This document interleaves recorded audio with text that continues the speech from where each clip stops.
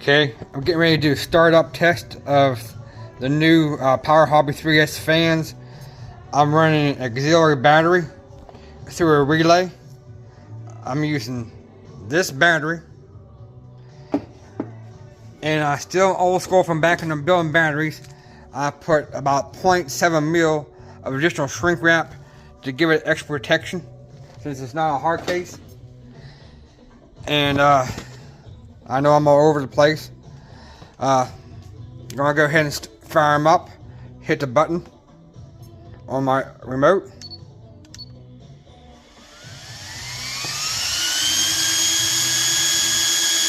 Damn, it sounds like a damn turbine starting up.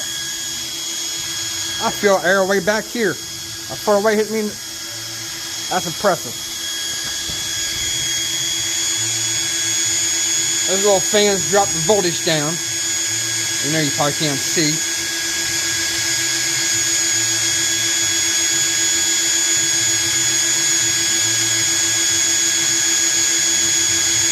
.2. We're going to stop them.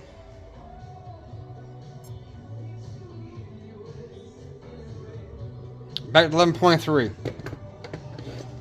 They are some powerful little fans.